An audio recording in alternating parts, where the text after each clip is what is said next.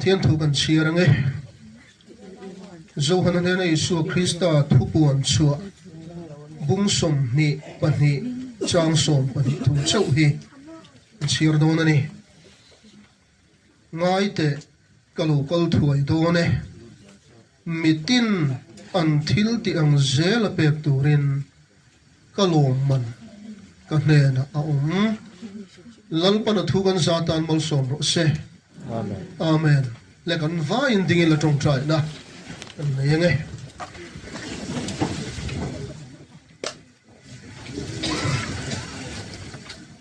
min mangai tu lalpa vốn nia hen kan du lo mà sẽ kan du lo ina min than sak kat helai muna pabo chunga hria reng na lungphun program kanan mangta a amaro chu pabo chunga thina hian lalpa hi ain choi moi tlatani ti ataka changtu kan ni awang hian inhena lom thu kan ron soyani nimin lama khan speaker moi te am thu cha ngai nong tak aron tar lang to a nun Krista thi o lok na ni ti aron soya he cher hun khotlang tharau lama kan niam zele lalpa ngam patto lo zia kan ngai thani kha vonni han lalpa ring tu te cham voro pui tur sia kan thir vele don thunga khongai takin I thu hi annunga thila ti theya kan thin lung thau kan momo to kin nangman thuron soyang che lalpa kan thla me ka hi thlamuan em awangin nakina ro pui ta kan hu khom le dor awang pun lom thu kan ron soyani nakina min huak tu zinga aron tang to anga van tak saha in sa tu na chol hen to tu mi thiang him te khopuya ne na to kan cham to don awangin lom thu kan ron soi thar le e lalpa chumi chan vo chang tu kan ni awanga ram thale zual cha kan nun kan man theu thena tur le papoi chungana kal santa afa tele atu te zong he khoi non an ngai ni chon ron khoi non vekang che min mangai tu la Jesu Krista mingin kan dile amen voina hen la Jesu local tour hi ko ran bi kha soi don lo wa baptist ko ranan lian moi kan la ma sa te ngati don lo wa sumia chon kain pe tak zet to empty he ka zo tu chawani alo kal nge don chumia chon vonnia hena local le nei anai to tak zet ani ti hi athua tang hena lang chiang em ani kan bible khan chanchin thamathai je bungsom ni pali chang sum thum paruk akhan nima sela ahun le ani chu pa chau lo chuan vana van tir ko te point fapa point an selum ati lalpa local tur hi fapa poina riat tlat lo wangin in rin reng atu tlat ha kan roi tu khana ron siar mi thi lalpa thi te chuan nga thole an tho rim na te chon chol sang don si a ati chumi ron soi zom chi kha poimo don lutuk an thil ti na ron zuyang lalpa local huna hen nang le ke ro pui takin min kai tho don nge ya am ma ero chu ma ba ro rel na kan ma chon don tlat ani chumi ro rel na chon ko ren na kan ti thei to mi lo kain pom liam na bo ro khi lalpan tlang takin ro rel to pastor adim to lo wanga missionary adim hek lo wanga voinian evangelist adim to mi lo wang upa ti thadu lo ho chunga lalpan ro rel na nei to don chumi a chon nang le ke kan him tak setang em ti la hi pa boy chunga thi na hian min chou tlatani manzana khan ka zo ta pa boy chunga ka kan trong tra ya ka pa thi hi sem ka tia se o so lo thi ka chak to zo ka ti athian he na chol hi chak tlatani von ni ka mai du thina thi lau ru tlat lalpa lo kal na soi don le ka engam lau thong tlat min soi thai tia lo tang ru tlat in ome kan omani vai chuan mo inuna khan chiang lo ala omani kari pa boy chunga chu thi lui ka ma bo lalpa lo kal nga ka thi a re mi chuan chon von ne kan then tak a lung kan phuna hi thlamuang takin kan thla tlatani chu thlamuan na chuan nakina min huak tu zinga aron tang to anga a sa nat na om har sal lut tuk thoha nat na kharon vei to lova chu ni ka ha lel em chu ni pola poina ngak le lut tukat Philippi bung thum chang som dia ke ni zong van khole tui kan ni si a van atang min chandam tu ani su kal tur chu ngak lel takin kan thira ni ani chuna thoin engkim ama thuin om tir thei chumi tho zia ang zelin kan tlom lai taksa hi vone chal luna nu le pa ril runa ngoi thin te mo taksa lama chaw ngoi aru ka in ring hela chakna reng nei to lo te po kan tlom lai taksa hi aro pui don tu amma taksa ro pui nga om turin asiam thale don ni chumole wanian po boy chuma taksa ngai po hi taksa thar ni turin lal pana bot sai le don chu hun chu ma le lo em ani chu gang chon ngai te kalo kal thui don mitin an thil ti ang zela pe turin kaloman ilom ani mi lo ilom le lom lo rom te don lo alom man lalpa ta nam ti thatlat lalpa ta nam mirin om te chan ho ani don ani sumia chon tam takhi chu kan hoi de lal lo mo van ram kai po in ring mong lo which in piang thar lo in da lo man don be sei phamia lo ho which in khong ai thlap don ani o chu lalpa ngai chu au thom nen van tir ko chung nung per o nen pathian to ro ri nen van tir ko chung nung beri khotam tak chun lo riat tat lo chu kan ko kan riat ka rin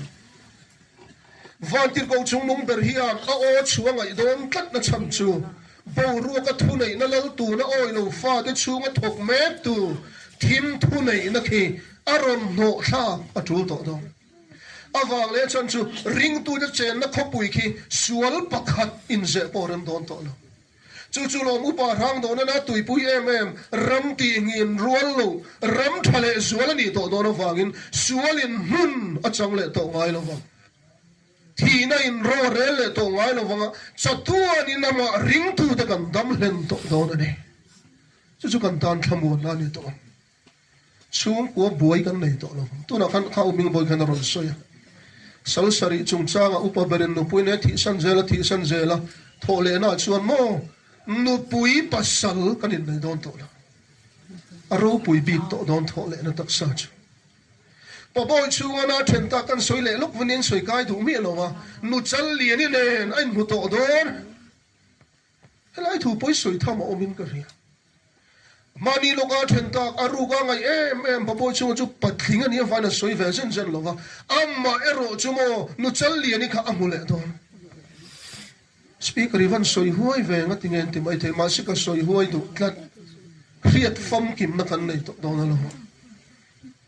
lalpa nen kan khen huna hem hemi lo khovel thil kal phung song to veka he to mi lo tu rai ngai mi su riat fam kim na kan nei to dona nu chal li ni chu huanga ma sen nu pa angin nom to lo wanga vana van tir ko te angin nom to zok don chu kan san vo ni to lalpa lo kali ka ngak lel khop mai tru monen an chenga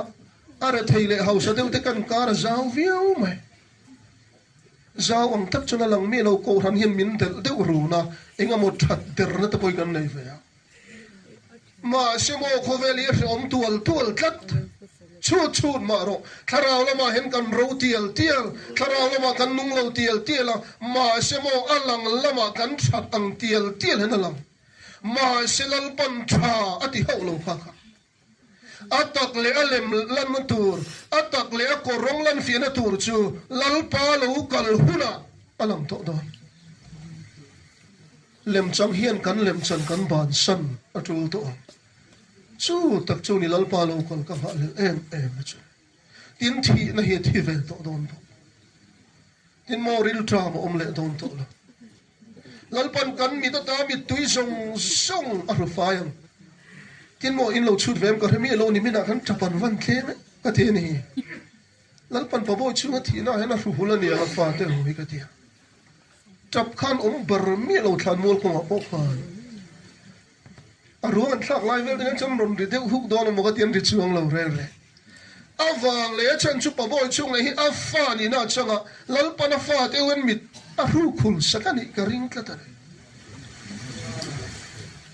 chatuan rami van ha le lom em kan then tak tenen mangai lungdu tenen chatuanin kan to khom to do chumi hura chuan in tinge soi kha thi na omle to lo wanga ti ringot po hi ma le tlak thamo min kar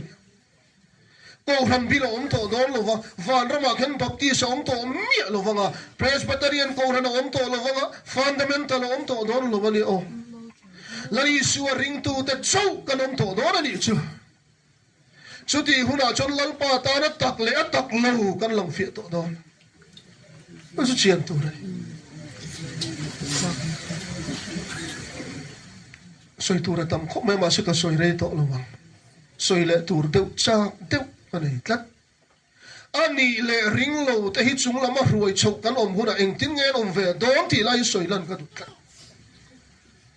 ring lo te lawa an khur na tur hi eng ti khuna nge thlen dom chu tiang ka soi puat mai ang are lo na chan chin tha ma thai siak bung som ni pali chang som panga ti triau tu ten om zol nei daniel soi kha mun thiang lima ding in mu huna a chiara piang in a om zia hero se de helai ti triau tu ten om ti hi krista do dal tu dan bo chepa kan ti khani do na chu ring tu te lak chho kan ni vele arun lang chop chil do na mun ral muang taka mun thiang lima arun ding don tlatani arun se tan view don mi alawani enga mo tri bai dawin arun ding don lo langsar takin in me sia kani ti gopin mei chetha zuda ho khu arun bum don ani chibayan bu ka piang thar lo ho pon chibayan bu ka ngai to don ani chu a buai thak don en tan re ko pa thupuan bung som pathum chang som pariata heta hen fina tul zielang chu thiam chom chu ro se chu mi hing nam parania anam barpo zaruk somruk paruk ani he zaruk somruk paruk hi vonel ho lok viau chu ni lo wa ring tu te lak chho kan ni nuwa le ya hian ring lo te nan bang ve tram don ring lo te chan vo nam bar tu ri arap thak kho pa i chang du lo ni panan pelui tho tho cha chang du lo kha chu mar tar ngam ngai to do mun thiang li ma rom ding don ani chu bible na soi dan phei chuan mo au no pom te le rai de ta na chung pik na theng to do na chol nia le thasik lain tan chuak lo turin in veng ro watia hun rap kha a theng to do na ni o chu wa chon lal pa lo kal ma nge kan nu ni chin fel ni se ka van du i pathian tok tur hian lali suwa i nei to em o bo chu wa chon thamuang takin a thi pu ya si ni suwa lali suai kan thi pui ve do ne christmas in nuam taka mani du chuan mo lali suwa kan nu na tel ve ngai lali suwa tel lo chon mi ring takin tum ve mai la kan lo chom tho tho chu wang chuan wan ni a hian lalpa nge chu au thom ne van tir ko chung nung ber olen min lam tu ra ato to ro da ron ri khuna chuan chung lam paradis nom si chang turin kan ho chong wanga chatu ani na he na kan cho to don ta chom ko ran dik tak kan lam fe to khara wa hin pathian chin chia vonen chatu ana chol tur an ne na kan lu thena turin I khovel von kha khan che lang pa thu kan zatan mal som ro se amen